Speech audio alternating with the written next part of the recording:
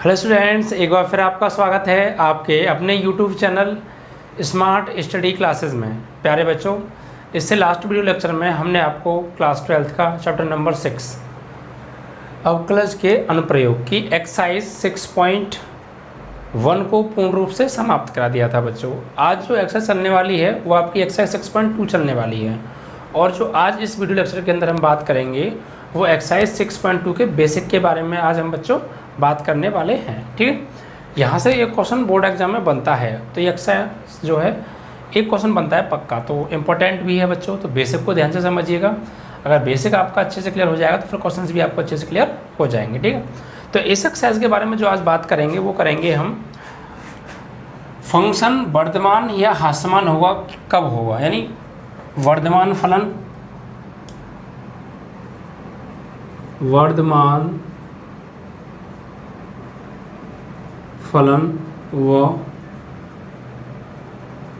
ह्रासमान फलन।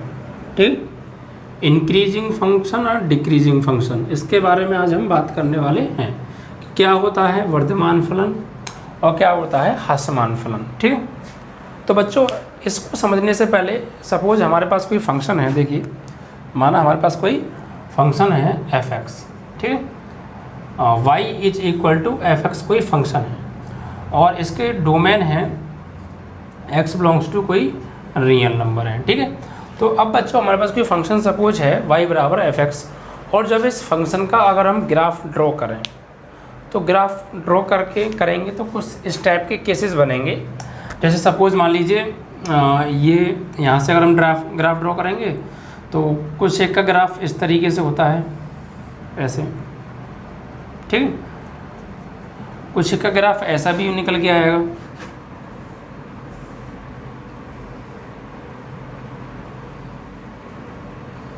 ऐसे। कुछ ग्राफ ऐसे भी होते हैं, कुछ एक का ग्राफ ऐसे भी आएगा बच्चों, ऐसे। ठीक है, एक आध ग्राफ ऐसे भी हो सकता है,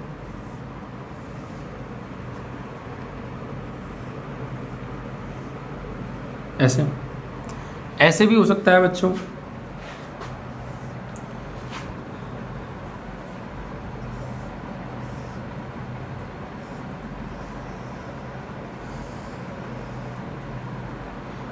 इस तरीके से। ये कुछ केसेस बनेंगे ग्राफ के, अगर हम इसका ग्राफ ड्रॉ करेंगे तो। ठीक है, सपोज लेट हमारे पास कोई फंक्शन है y is equal to f(x) और इसका जो डोमेन है यानी x है वो बिलोंग करता है रियल नंबर से। ठीक है, तो इसका ग्राफ ड्रॉ करेंगे तो कुछ ग्राफ ऐसे बनेंगे, कुछ ग्राफ इस तरीके से बनेंगे, ऐसे भी बन सकता है, ऐसे भी बन सकता है, ऐसे भी बन सकता है। तो ये पॉसिबल कंडीशंस हैं ग्राफ की। ठीक है, तो देखिए बच्चों, जब किसी फंक्शन का ग्राफ इस तरीके से स्टीप होता जाए, यानी लगातार ये ऊपर की ओर बढ़ता जा रहा है, ग्राफ जो है लगातार बढ़ता जा रहा है, तो फंक्शन कैसा होगा। अगर ग्राफ पहले बढ़े, फिर निरंतर चलता रहे, फिर बढ़े, फिर ना बढ़े ना घटे, चलता रहे फिर बढ़े, मतलब पहले बढ़ा फिर एज इट इज रहा, फिर बढ़ा फिर एज इट इज रहा, फिर बढ़ा। या फिर ऐसा भी हो सकता है कि लगातार घटता जाए ग्राफ, या ऐसा होता है पहले घटे फिर निरंतर रहे, फिर घटे फिर आगे बढ़े, इस तरीके से। या फिर जितना बढ़े उतना ही घटे, जितना बढ़े उतना ही घटे, इस तरीके की ये कंडीशंस आएंगी। तो बच्चों अगर ये कंडीशन आ जाती है, फंक्शन किसी ग्राफ का फंक्शन लगातार बढ़ रहा है, तो फिर ऐसे को हम कहेंगे, ऐसे फंक्शन को हम कहेंगे निरंतर वर्धमान, निरंतर वर्धमान। क्योंकि यहाँ पे क्या है, ग्राफ निरंतर, ग्राफ जो है वो कंटिन्यूस बढ़ रहा है। ठीक है, इंक्रीज हो रहा है। ठीक है, तो इसलिए इसे बोलेंगे हम निरंतर वर्धमान। अगर किसी का ग्राफ इस तरीके से पहले बढ़ा फिर एज इट इज चलता रहा, फिर बढ़ा फिर चलता रहा, तो इसको बोलते हैं सिर्फ वर्धमान। ऐसे केस में क्या बोलेंगे कि फलन क्या होगा, वर्धमान होगा, यानी वर्धमान फलन हम कह सकते हैं, और इसको हो सकते हैं निरंतर वर्धमान फलन। ठीक है बच्चों, अगर ग्राफ लगातार बढ़ता जा रहा है, तो वो फंक्शन कौन सा होगा, निरंतर वर्धमान फलन होगा। अगर फंक्शन पहले बढ़ा, ग्राफ बढ़ा फिर एज टी चलता रहा, फिर बढ़ा, फिर एज टी चला, फिर बढ़ा, यानी कम नहीं हो रहा। इस ग्राफ में क्या लगातार बढ़ रहा है, कम तो यहाँ भी नहीं हो रहा। और देखिए यहाँ भी देखिए कम नहीं हो रहा, पहले बढ़ा फिर एज टी चलता रहा, फिर बढ़ा फिर चलता रहा, यानी कम तो नहीं हुआ ना, कम नहीं हुआ, बढ़ तो रहा है बट रुक रुक के बढ़ रहा है। तो ऐसे को हम कहेंगे वर्धमान फलन, ठीक है। और ये लगातार बढ़ रहा है, इसे निरंतर वर्धमान फलन बोलेंगे। अब देखिए यहाँ पर क्या है, किसी फंक्शन का ग्राफ बार डायरेक्ट गिर रहा है, लगातार गिर रहा है, तो इस तरीके के को बोलेंगे हम निरंतर ह्रासमान फलन। इसका ग्राफ जो है लगातार गिरता जा रहा है। और इसका देखिए पहले गिरा, फिर एज इट इज चला, फिर गिरा, फिर एज इट इज चला, यानी ग्राफ जो है घट रहा है, बढ़ तो रहा ही नहीं है इस केस में। इस केस में क्या था कि बढ़ रहा था, फिर कुछ देखिए रुक रहा था, फिर बढ़ रहा था, मतलब घटा नहीं था। यहाँ भी घट नहीं रहा है, यहाँ बढ़ नहीं रहा है, उल्टा है। क्या है, यहाँ बढ़ नहीं रहा है, तो घटा फिर एज टी चलता रहा, फिर घटा, मतलब बढ़ा नहीं ना। तो ऐसे को बोलेंगे, यहाँ क्या था वर्धमान फलन, यहाँ होगा हास्यमान फलन, हास्यमान फलन। तो ये 4 केसेस बच्चों आपने पढ़े। सबसे पहले कि ग्राफ डायरेक्ट स्टीप होता जा रहा है, बढ़ता जा रहा है, तो इस टाइप को बोलेंगे निरंतर वर्धमान फलन। और सेकंड में आपने देखा कि पहले बढ़ा फिर एज इट इज चला, फिर बढ़ा, यानी रुक रुक के बढ़ रहा है, घट तो रहा ही नहीं है, तो इसे बोलेंगे वर्धमान फलन। अब देखिए यहाँ पे ये इसका जस्ट अपोजिट है, डायरेक्ट ग्राफ घटता जा रहा है, घटता जा रहा है, तो निरंतर हास्यमान, घट रहा है तो हास्यमान, ठीक है, डिक्रीजिंग। और यहाँ देखिए पहले घटा फिर एज इट इज चला, फिर घटा, यानी बढ़ नहीं रहा, थोड़ा थोड़ा करके घट रहा है, तो हास्यमान फलन होगा।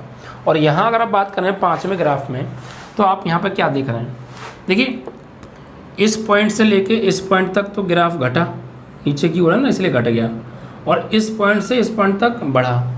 तो मतलब एक बार को ये यहाँ पे एक चीज़ मालूम पड़ रही है कि यहाँ से यहाँ तक तो ये बढ़ा, और यहाँ से यहाँ तक, फिर यहाँ से यहाँ तक घटा, फिर यहाँ से यहाँ तक बढ़ा, और जितना बढ़ा उतना ही घटा। तो ऐसी सिचुएशन अगर आ जाए तो फलन ना तो वर्धमान होगा ना हास्यमान होगा, ना तो वर्धमान और ना तो हास्यमान, यानी जो फलन है वो ना तो वर्धमान होगा ना हास्यमान होगा। तो ये 5 केसेस आपको समझ में आए, फंक्शन की पॉसिबिलिटी आपको समझ में आई। अगर किसी फंक्शन का ग्राफ इस टाइप का लगातार बढ़ता जा रहा है तो वो फंक्शन का जो वर्धमान है वो कैसा होगा, निरंतर वर्धमान फंक्शन होगा, वो फंक्शन निरंतर वर्धमान होगा। और अब बात करें कि पहले बढ़ रहा है फिर रुका फिर बढ़ रहा है तो फिर सिर्फ ओनली वर्धमान होगा। लगातार घटता जा रहा है तो निरंतर हास्यमान होगा। पहले घटा फिर तो रुका फिर घटा, यानी घट रहा है बट रुक रुक के, तो हास्यमान होगा। और जितना घटता है उतना ही बढ़ जाता है। तो ऐसी सिचुएशन में ना तो फंक्शन वर्धमान होगा ना ही हास्यमान होगा, ठीक है। इसको बोलते हैं इंग्लिश में स्ट्रिक्टली इंक्रीजिंग, और ये होता है आपका स्ट्रिक्टली डिक्रीजिंग, ये इंक्रीजिंग था, ठीक है। और ये ओनली इंक्रीजिंग और ये ओनली डिक्रीजिंग, और ये नाइदर डिक्रीजिंग नाइदर इंक्रीजिंग, ठीक है। ना तो हास्यमान ना ही नाइदर नॉर, ठीक है, ना तो आपका होगा वर्धमान। तो ये तो थे आपके 5 केसेस, ठीक है। ये तो मैंने आपको समझाया बच्चों ग्राफ के तौर पे। अब एक पर्टिकुलर डेफिनेशन के बारे में अगर हम बात करें, इसी चीज़ को अगर हम डेफिनेशन से पढ़ें तो कैसे पढ़ेंगे इसी चीज़ को। तो जैसे सपोज वही कोई y इक्वल fx कोई फंक्शन है और इसका कोई डोमेन है, सपोज डोमेन ले लीजिए इसका डी ले लीजिए, और इस डोमेन में से ही हमने कोई 2 पॉइंट लिए, सपोज x1 व x2, और अगर x1 व x2 और अगर x1 की वैल्यू छोटी हुई x2 से बच्चों, ठीक है। यानी y इज इक्वल टू, ये बाई डेफिनेशन समझा रहा हूँ मैं, ये बाई ग्राफ था, ये बाई डेफिनेशन है, ठीक है। परिभाषा से हम बात करें,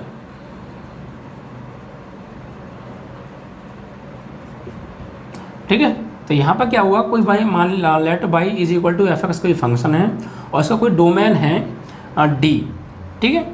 और यहाँ से इस डोमेन से हमने कोई 2 पॉइंट्स ले लिए x1 एंड x2, और अगर x1 की वैल्यू x2 से छोटी है, इम्प्लाइज डेट एफ और इन पॉइंट्स पर अगर हम फंक्शन की वैल्यू निकालें, यानी x1 लेस देन x2 और इस x1 x2 पॉइंट पर अगर हम उस फंक्शन की वैल्यूज फाइंड करें, इम्प्लाइज दैट एफ x1 और वो आए आपकी less than equal F x2 के, ठीक है।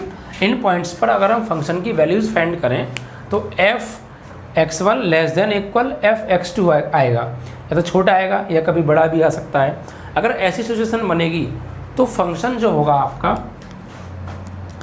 तो फलन वर्धमान होगा। क्या होगा? वर्धमान होगा बच्चों, ठीक है। और यदि यही x1 व x2 पॉइंट दोबारा लें और अगर x1 की वैल्यू छोटी हो x2 से, तो अगर फंक्शन की वैल्यू निकालें तो f डैश x1 आपका आ जाए ओनली लेस देन किससे? एफ x2 से। यानी यहाँ पर क्या था, यहाँ पर इन पॉइंट्स पर जो फंक्शन की वैल्यू थी वहीं एफ x1 की वैल्यू लेस देन भी थी और किसी किसी पॉइंट पे इक्वल भी हो सकती है। लेस देन और इक्वल दोनों कंडीशन आएगी तो फलन वर्धमान होगा। और यदि x1 x2 की वैल्यू अगर x1 x2 पे हम निकालें और एफ x1 की वैल्यू ओनली लेस देन आए, इक्वल ना हो, तो फंक्शन ऐसी जगह क्या होगा?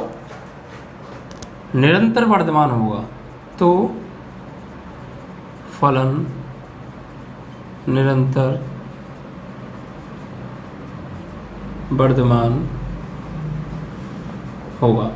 क्या होगा? निरंतर बच्चों वर्धमान होगा, ठीक है।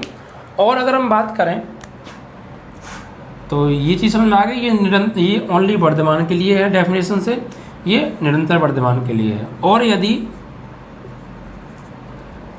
अगेन अगर हम x1 x2 दो पॉइंट लें और x1 is greater than x2, तो जो फंक्शन की वैल्यू निकालेंगे तो F x1 is greater than equal आए एफ x2 से। तो जो फलन है यानी जो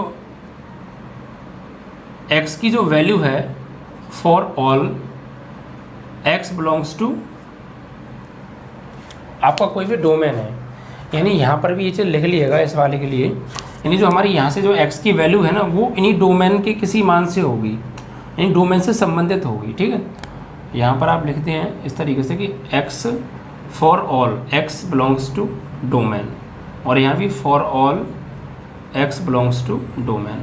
तो यहाँ भी देखिए बच्चों, अगर हम x1 x2 दो पॉइंट लें और x1 is greater than x2 हो तो और इन पॉइंट पे फंक्शन की वैल्यू निकालें एफ x1 और एफ x2। अगर एफ x1 की वैल्यू एफ x2 से ग्रेटर देन या इक्वल आए, यानी हमेशा बड़ी या कभी कभी बराबर भी आ जाए, तो x के प्रत्येक मान के लिए यानी फॉर ऑल x की वैल्यू x बिलोंग्स टू किससे होगा करेगा? इसके डोमेन से। तो ऐसी सिचुएशन में क्या होगा? ऐसी सिचुएशन में तो फलन क्या होगा? हास्यमान होगा। और यदि x1 greater than x2 implies that F x1 की वैल्यू ओनली ग्रेटर देन आए किससे? एफ x2 से। एफ x1 की वैल्यू ओनली ग्रेटर देन आए, भाई यहाँ पे क्या था? ग्रेटर देन इक्वल भी था, तो फंक्शन क्या था? हास्यमान। इसी प्रकार यहाँ पे greater than less than equal था तो फलन था वर्धमान। बट यहाँ पर क्या है? ओनली लेस देन है तो निरंतर वर्धमान, और यहाँ ओनली ग्रेटर देन होगा तो निरंतर हास्यमान होगा, ठीक है। तो फलन निरंतर हास्यमान होगा। क्या होगा? निरंतर हास्यमान होगा, ठीक है। तो ये तो था भाई डेफिनेशन, एक बार फिर से समझ लेते हैं बच्चों। देखिए आपको बस फोकस क्या करना है, अगर हम ग्राफ के मेथड से समझते हैं आपको बस कुछ नहीं ज़्यादा समझना। देखिए सबसे पहले हम इस एक्सरसाइज में बस यही सीखेंगे कि फंक्शन कब तो वर्धमान होगा, कब हास्यमान होगा, कब निरंतर वर्धमान होगा, कब निरंतर हास्यमान होगा, ठीक है। ये चीज़ें फोकस करनी है। तो इसके लिए सपोज हमारे पास y बराबर एफ एक्स कोई फंक्शन है और x जो है बिलोंग करता है R से, R कोई भी रियल नंबर है जो कि इसका डोमेन है। अब इस फंक्शन का अगर हम ग्राफ खींचें, इस फंक्शन का अगर हम ग्राफ खींचें तो सिचुएशन क्या क्या बनेंगी, क्या क्या पॉसिबिलिटीज़ बन सकती हैं ग्राफ की। तो फर्स्ट तो ये बनेगी कि हो सकता है इसका जो ग्राफ है वो लगातार बढ़ता ही जाए। सेकंड ये बनेगी कि हो सकता है जो इसका ग्राफ है वो पहले बढ़े, फिर एज इट इज़ रहे, फिर बढ़े, फिर पहले चलता रहे, फिर बढ़े, यानी बढ़ ही रहा है, फिर रुक रहा है, फिर बढ़ रहा है, बट घट तो नहीं रहा ना। तो फिर ऐसी सिचुएशन भी बन सकती है। और यदि किसी फंक्शन का ग्राफ लगातार घटता जाए यानी गिरता जाए, तो यहाँ पे देखिए इस फंक्शन का ग्राफ लगातार ऊपर से नीचे की ओर गिर रहा है, घट रहा है। यहाँ पर हो सकता है पहले घटे, फिर एज इट इज़ रहे, फिर घटे। तो इस तरीके की सिचुएशन बन रही हैं। और यहाँ देखिए जितना बढ़ता है फिर उतना ही घट जाता है, जितना बढ़ता है फिर उतना ही घट जाता है। तो ये 4-5 तरह की सिचुएशंस हैं जो कि आपको समझनी है बच्चों।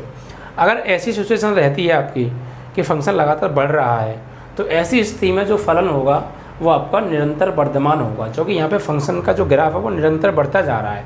तो इसलिए हम कहेंगे कि अतः फलन निरंतर, फलन का जो वर्धमान है वो निरंतर वर्धमान है, फलन जो है वो निरंतर वर्धमान है। और अगर ग्राफ बढ़ रहा है फिर एच टी चलता रहा, फिर बढ़ रहा है, एच टी चलता रहा, फिर बढ़ रहा है, तो अगर ऐसी स्थिति आएगी तो फलन निरंतर नहीं ओनली वर्धमान होगा। क्या होगा? सिर्फ वर्धमान फलन होगा। और अगर लगातार घटता जा रहा है तो निरंतर हास्यमान बोलेंगे। ग्राफ क्या है यहाँ पे डायरेक्ट घट रहा है ना, लगातार घटता जा रहा है, घटता जा रहा है, तो ऐसी स्थिति में जो ग्राफ जो फलन होता है वो निरंतर हास्यमान होता है। ठीक है। और पहले घटे फिर रुके, फिर घटे फिर रुके, तो ऐसी स्थिति में जो फलन होगा वो ओनली हास्यमान होगा, निरंतर हास्यमान नहीं होगा। निरंतर तो यहाँ था क्योंकि ग्राफ निरंतर गिर रहा था, यहाँ निरंतर नहीं घट रहा है, इसलिए ओनली हास्यमान होगा, बढ़ तो रहा ही नहीं है। ठीक है। और जितना बढ़े इस पॉइंट से लेके इस पॉइंट तक उतना ही घट जाए, जितना घटे उतना ही बढ़ जाए। तो ऐसी स्थिति में जो है ना तो फलन वर्धमान होगा ना ही हास्यमान होगा बच्चों। ठीक है। और ये तो थी भाई ग्राफ। अगर डेफिनेशन से बात करेंगे तो डेफिनेशन से आपको इस तरीके से समझ लेना है कि भाई अगर कोई फंक्शन f(x) है और इसका कोई डोमेन डी ले लिया सपोज, और इस डोमेन से हमने कोई 2 पॉइंट लिए x1 x2, और इस x1 x2 पर अगर हम फंक्शन की वैल्यू निकालें, ये x1 x2 किस टाइप से हैं? x2 जो हैं इस कंडीशन पर है कि x1 छोटा हो x2 से, और फिर इन पर इसकी वैल्यू निकालें f(x1), तो वैल्यू क्या है? f(x1) की वैल्यू लेस देन इक्वल आए f(x2) के, तो फलन ऐसी स्थिति में क्या होगा? वर्धमान होगा। और यहाँ पर जो वैल्यू है ना वो x की, वो x1 और x2 वो बिलोंग किससे करेंगी? इसके डोमेन से बिलोंग करेंगी। ठीक है।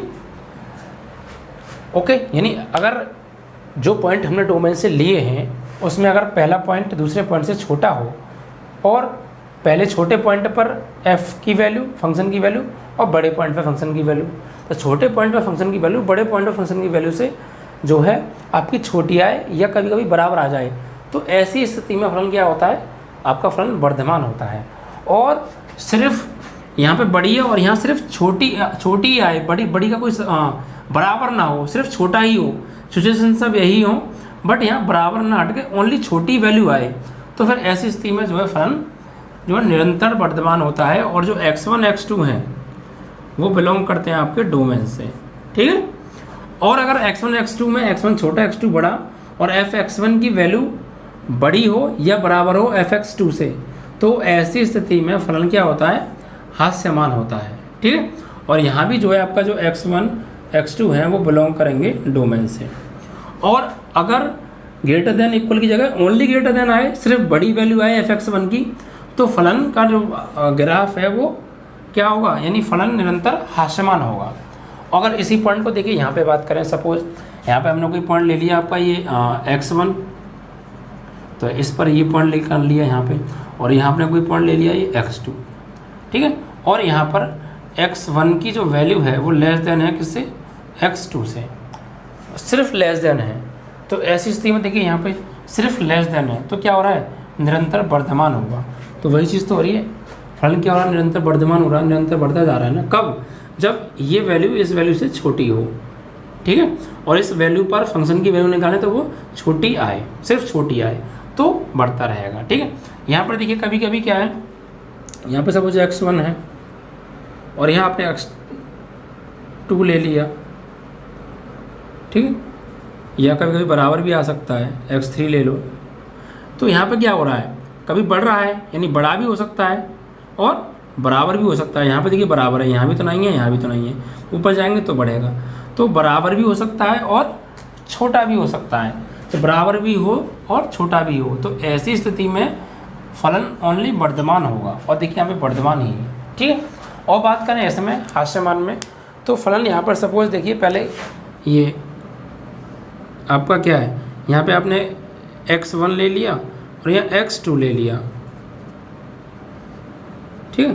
तो ऐसी स्थिति में अगर आप देखेंगे तो फंक्शन जो होगा हमारा, अगर ओनली बड़ा होगा fn की वैल्यू fx2 से तो निरंतर हास्यमान होगा, और बड़ा या बराबर भी हो सकता है यहाँ पर, तो क्या होगा, ओनली हास्यमान होगा। और जितना बढ़ रहा है उतना ही बढ़े, फिर उतना ही घट जाए, तो ऐसी स्थिति में फलन ना तो वर्धमान होता है और ना ही हास्यमान होता है, ठीक है। तो ये था कंसेप्ट वर्धमान फलन और हास्यमान फलन का ग्राफ से और डेफिनेशन से, ठीक है। अब हम बात करेंगे बच्चों अवकलन द्वारा, किसके द्वारा, अवकलन द्वारा किसी फलन का वर्धमान कैसा होगा, इंक्रीजिंग होगा डिक्रीजिंग होगा, ठीक है। इसके बारे में अब हम बात करने वाले हैं बच्चों, ठीक है। तो देखिए ये कंसेप्ट समझ में आया ना आपको, इन चीज़ों को ध्यान रखिएगा विशेष, ठीक है, क्योंकि सवाल जब करेंगे तो ये चीज़ें आएंगी। तो कुछ नहीं देखना, पर दो चीज़ देखनी है, अगर फल आपका ग्राफ लगातार बढ़ रहा है तो निरंतर वर्धमान, लगातार घट रहा है तो निरंतर हास्यमान, और पहले बढ़ा फिर रुका फिर बढ़ा तो ओनली वर्धमान, और पहले घटा फिर रुका फिर घटा फिर रुका तो एज ओनली हास्यमान, ठीक है। और अगर आपकी f1 की वैल्यू f2 से अगर छोटी और बराबर भी आए तो क्या होगा, ओनली वर्धमान, और ओनली छोटी आए तो निरंतर वर्धमान, और बड़ी और बराबर भी आए तो हास्यमान, और सिर्फ बड़ी आए तो निरंतर हास्यमान, ठीक है। ये 4 टॉपिक थे आपके। अब बात करते हैं हम, ये तो था ग्राफ और बाय डेफिनेशन, और हम बात करें वर्धमान फलन और हास्यमान किसके द्वारा, अवकलज के द्वारा, किसके द्वारा, अवकलज के द्वारा।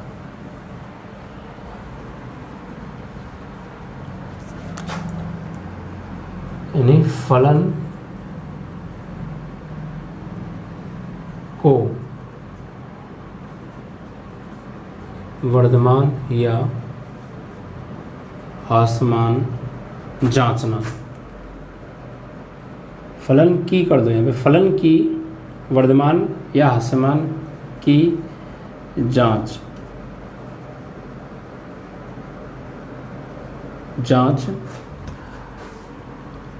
अवकलज द्वारा यानी अगर हम कोई फंक्शन है हमारे पास और उस फंक्शन की हम वर्धमानता की या हास्यता की जांच करना चाहते हैं अवकलज के कंसेप्ट से, तो कैसे करेंगे बच्चों, ठीक है। फलन की वर्धमान या हास्यमान की जांच अवकलज द्वारा। अब देखिए बच्चों ये टॉपिक अलग है, मतलब यहाँ पर जो हम फंक्शन की जांच करेंगे वो अवकलज द्वारा करेंगे कि फलन वर्धमान होगा या हास्यमान होगा, ठीक है, डेरिवेटिव द्वारा। तो इसके लिए देखिए बच्चों, माना हमारे पास माना फलन f(x), माना फलन f(x) close interval a, b पर सतत है तथा ओपन इंटरवल a, b पर अवकलनीय है, तो ठीक है, यदि कोई फंक्शन f(x) हो और a, b क्लोज इंटरवल पर क्या हो, सतत हो, और a, b ओपन इंटरवल पर क्या हो, अवकलनीय हो। ये कंसेप्ट आप वहाँ से समझ सकते हैं कि 5.8 एक्सरसाइज में मैंने कराया था आपको, थ्योरम कराई थी, रोले थ्योरम, ठीक है, वहाँ से, ठीक है। तो फिर ऐसे में क्या होगा, यदि f'(x) की जो वैल्यू है अगर ये 0 से बड़ी आए, f'(x) की वैल्यू 0 से बड़ी आए, और for all x belongs to क्या हो, ओपन इंटरवल a, b, यानी x की वैल्यू इन ओपन इंटरवल a, b में से ही संबंधित हो, तो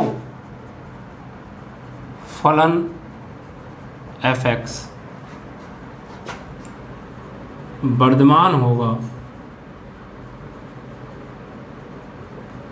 क्लोज इंटरवल a, b पर, ठीक है। यानी कोई फंक्शन f(x) है वो क्लोज इंटरवल a, b पर सतत है और a, b ओपन पर अवकलनीय है, तो यदि एफ डैश एक्स की वैल्यू, यानी इसका फिर हम अवकलन करें, डेरिवेटिव करें, और डेरिवेटिव की वैल्यू अगर 0 से बड़ी आए, और ये जो x है ये for all x belongs to open interval a comma b के लिए हो, यानी जो x की वैल्यू है ये जो इसके ओपन इंटरवल से इन्हीं में से कोई एक हो, तो ऐसी स्थिति में जो फलन है वो क्या होगा, वर्धमान होगा, और किस पर होगा, close interval a comma b पर होगा।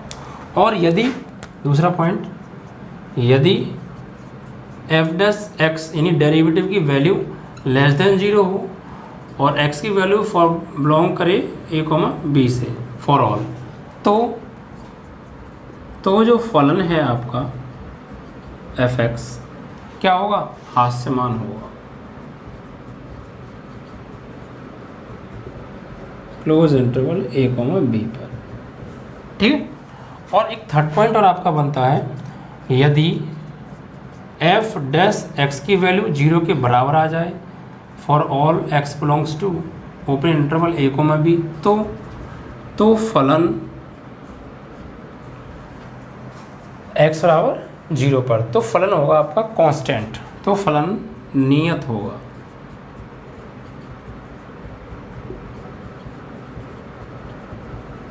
कांस्टेंट होगा। तो ये पॉइंट्स आपको याद रखने हैं, क्योंकि ये 2-3 तरीके के सवाल ही मिलने वाले हमें एक्सरसाइज में। डेरिवेटिव भी पूछ सकता है कि कब फलन आपका जो है इंक्रीजिंग होगा, वो डिक्रीजिंग होगा, या स्ट्रिक्टली इंक्रीजिंग स्ट्रिक्टली डिक्रीजिंग कब होगा, निरंतर वर्धमान निरंतर ह्रासमान कब होगा। तो ये पॉइंट्स, ये कंडीशंस आपको याद रखनी है। If f dash x is greater than 0 for all x belongs to a comma b open interval, तो फलन एफ एक्स वर्धमान होगा। ठीक है। और लेस देन होगा तो हास्यमान होगा, 0 के इक्वल होगा तो नियत होगा। तो ये चीज़ें आपको समझनी है। ठीक है। या ये ऐसे भी समझ सकते हैं कि x1 is less than x2, और आप रोले थ्योरम भी इसमें लगा सकते हैं, जो थी एफ x1, अगर मान लीजिए x1 बड़ी है x2 से, तो यहाँ पे हो जाएगा F x2 minus F x1 upon x2 minus x1, यहाँ पे एफ डैश सी आता था। तो ये तो जो है बड़ा ही होगा हमारा जो है, क्योंकि ये वैल्यू बड़ी है, छोटी है, तो बड़े में छोटा घटाएंगे तो ऐसी स्थिति में क्या होगा, यदि ऐसी स्थिति में जो हमारा फंक्शन है यानी एफ डैश एक्स आपका जो है 0 से क्या आ जाए, बड़ा आ जाए, तो 0 से बड़ा हो और x belongs to open interval a comma b, तो फलन जो है क्या होगा आपका, एफ डैश एक्स की वैल्यू क्या आनी चाहिए आपकी, 0 से बड़ी आनी चाहिए। और देखिए किताब में भी ये चीज़ हेडिंग में है, अगर आप गौर दें यहाँ पर देखिए पीछे आ जाइए आप, पेज नंबर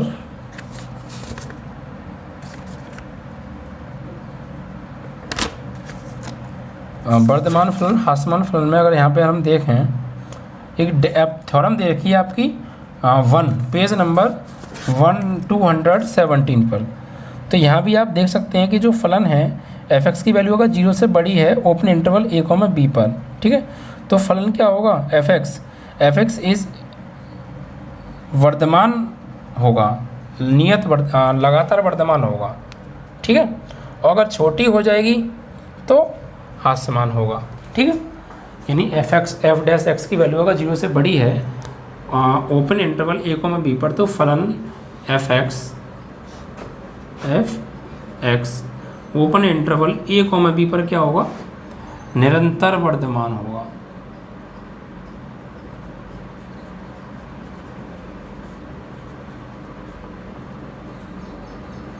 ठीक है। बस यहाँ पर इसमें और इसमें क्या अंतर है देखिए बच्चों, इसमें यहाँ भी बड़ी है एफ डैश की वैल्यू, यहाँ भी बड़ी है, और close interval a comma b पर है ओपन इंटरवल पर, बट यहाँ जो फंक्शन था वो क्लोज इंटरवल पर वर्धमान था, ओनली वर्धमान था, यहाँ पर ओपन इंटरवल पर निरंतर वर्धमान होगा। ऐसे ही यहाँ पर क्या हो जाएगा, यदि एफ डैश एक्स की वैल्यू, आपको यहाँ 2 पॉइंट ध्यान रखने हैं, इज़ लेस देन 0 हो, ठीक है, और x बिलोंग्स टू कोई open interval a comma b पर, तो फलन F x a comma b open interval a comma b पर निरंतर हास्यमान होगा, निरंतर हास्यमान होगा। ठीक। ये चीज़ें आपको थोड़ा सा पॉइंट्स ध्यान रखें हैं, और इसी टाइप के क्वेश्चंस हम बुक में पढ़ने वाले हैं इन्हीं के ऊपर। तो ये चीज़ आप अच्छे से क्लियर कर लेना। एक बार फिर समझते हैं कि यहाँ पर हमने इस टॉपिक में क्या सीखा कि किसी फंक्शन का वर्धमान या ह्रासमान होना अवकलज पर, ठीक है। तो माना कोई फंक्शन f(x) है और वो क्लोज इंटरवल a, b पर क्या है आपका कंटिन्यूस है, और ओपन इंटरवल a, b पर क्या है आपका डिफरेंशिएबल है, यानी अवकलनीय है, ठीक है। तो बच्चों फर्स्ट पॉइंट क्या होगा, यदि यहाँ से हम इसका डेरिवेटिव फाइंड करें f(x) और उसकी वैल्यू 0 से बड़ी हो तो for all x belongs to a, b, यानी x की वैल्यू जो है इस ओपन इंटरवल के पॉइंट में से ही कोई एक हो, तो फलन जो f(x) है आपका वो वर्धमान होगा क्लोज इंटरवल a, b पर, और अगर छोटी आएगी तो फलन ह्रासमान होगा क्लोज इंटरवल a, b पर, और अगर 0 के इक्वल आएगी तो फलन नियत होगा। ये 3 पॉइंट्स आपको ध्यान रखने हैं। तो ये कंडीशंस आपको विशेष ध्यान रखनी है। इन कंडीशंस के आधार पे हम बताएंगे कि फलन जो है सतत वर्धमान होगा या वर्धमान होगा या ह्रासमान होगा, ठीक है। इन कंडीशंस पर ये कंडीशंस विशेष आपको याद रखनी है ये चीज़ें। उसके बाद देखिए अगर बात करें डेरिवेटिव पर, यानी f(x) की वैल्यू 0 से बड़ी हो और x belongs to open interval a, b, तो फलन जो f(x) है वो ये ओपन इंटरवल a, b पर निरंतर वर्धमान होगा, और छोटी हो तो निरंतर ह्रासमान होगा। ये पॉइंट्स और जो पीछे मैंने कराए थे ये पॉइंट्स आपको इतने क्लियर होंगे तो आपको एक्सरसाइज अच्छे से क्लियर हो जाएगी। और अब जब इसके हम सवाल कराएंगे तो थोड़ा बहुत भी अगर कन्फ्यूजन होगा ना तो वो सवाल करने से क्लियर हो जाएगा, क्योंकि ये बेसिक है, सवाल नहीं है, हम सवाल कर नहीं रहे हैं। जब वहाँ करेंगे तो प्रोसेस आपको समझ में आएगा, तो फिर ये कंडीशन भी धीमे धीमे समझ में आ जाएंगी। तो कुल मिला के इतना आप अच्छे से समझिएगा। फिर इसके बाद हम कराएंगे इस एक्सरसाइज के क्वेश्चंस को, और यहाँ से एक क्वेश्चन बच्चों ज़रूर आता है, ठीक है।